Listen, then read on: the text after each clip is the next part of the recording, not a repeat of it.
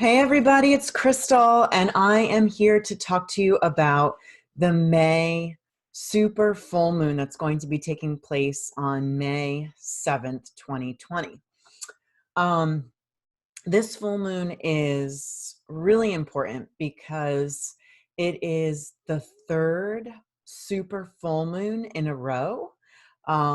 We started our season of super full moons back in March. It was March 9th, and that's when everything actually started to go pretty downhill with the situation with the pandemic. And to be honest with you, the first super full moon was when so many of us ended up going in behind closed doors.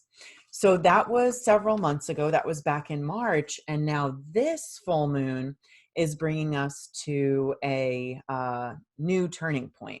And this super full moon is going to be in the sign of Scorpio, which is the sign of death, but of rebirth.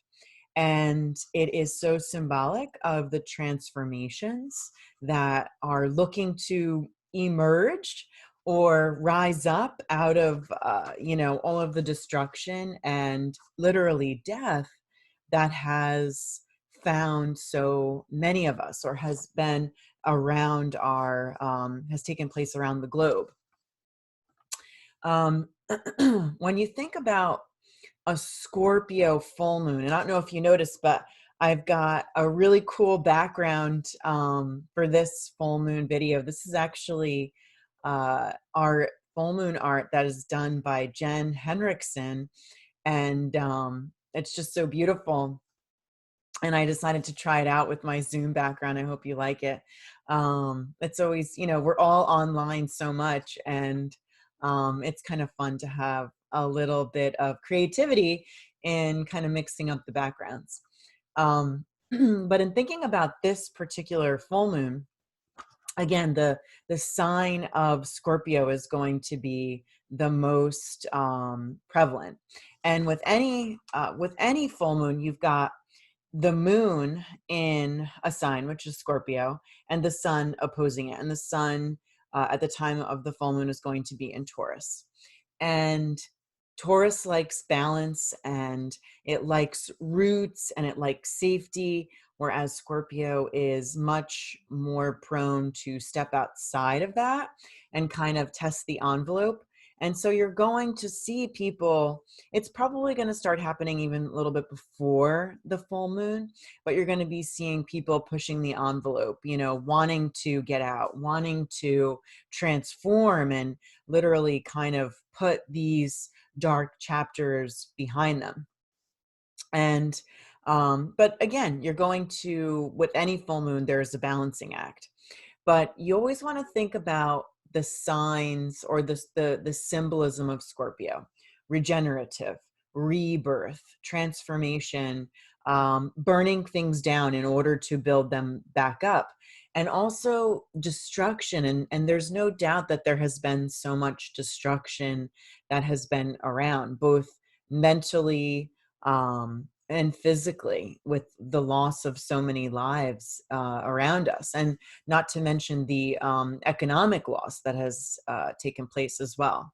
But if you look in this full moon picture, I had asked Jen to put a butterfly because, butterflies are symbolic of transformation. They're symbolic of, you go into your cocoon, which so many of us have over the last several months, and it's time to see how you're going to fly. The only caveat to that is that it's not all that easy. This super moon is going to be happening on the tails of some very important retrogrades. We're going to have Venus that's going to turn retrograde on May 13th. Then, and actually right before Venus turns retrograde, we're going to have both Saturn and Jupiter turning retrograde. So it's like, one step forward, two steps back. And by the time we get to middle May, we're going to have nearly all of the planets now, we're in retrograde season. We're going to end up having not Mercury. We're good with Mercury. Venus, Jupiter, Saturn, and Pluto now all going retro. So it is a slowdown despite of some, momentum to move forward. Some other things, and I mapped this out in my member horoscopes in the visual, but just to kind of outlay some highlights of some things that I'm seeing with the full moon story. We've got Mercury that is going to be working well with both Pluto and Jupiter. So that's a good thing. The only caveat to that is that Mercury is going to be opposing the moon. And, I think with any Scorpio full moon, there's always revelations, or what I like to call snakes that come slithering in. Just get ready for some awareness, get ready for some aha moments, and maybe get ready for some people to kind of slip in and you didn't even realize that they were there. And now they're coming in, rising up from the dark. Scorpio is a sign that likes to bring light to the dark.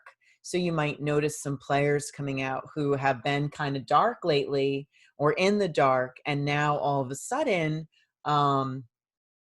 there's a light around them. There's more attention, more focus. Expect some news, because when Mercury is prominent, we're going to get news. Now, Mercury is in Taurus, which is more of a, patient sign, slow sign. Communications don't want to kind of come out without some thought or some processing before, they reach our ears. But still, with the full moon prodding that Mercury, there's going to be some news and some insight that's going to come out of it. Neptune's a big player in this full moon story as well.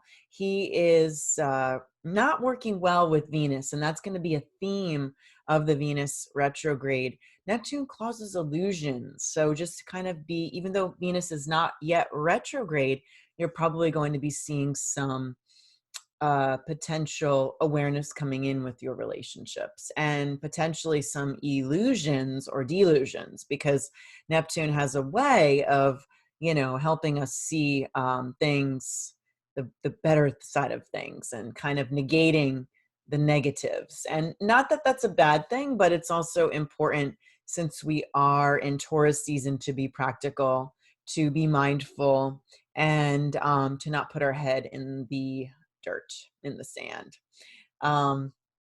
So that's a little bit of a gist of the full moon this month. Again, I'm very excited to finally get to the end of supermoon season. It's definitely been intense. I'm very hopeful. I've always been hopeful for this full moon. And if you go back to some of my videos and lives, I always said, there was two possible outcomes of what was going to happen. We were either going to we were going to have to wait until the end of June, which is when Venus goes direct, to get out, or we had a shot of getting out after this super full moon. And I think it's more probable that we're going to see some, coming out, some release with this full moon versus having to wait all the way until the end of June.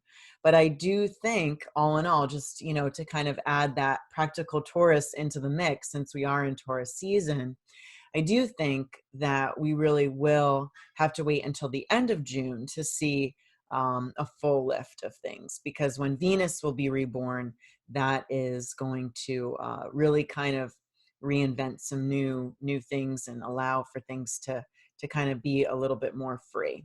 So on that note, more information are in my member horoscopes. Check out, what I have to say about where this full moon is taking place for you. And I hope everybody continues to stay safe and be well. Thank you, everybody. Bye-bye.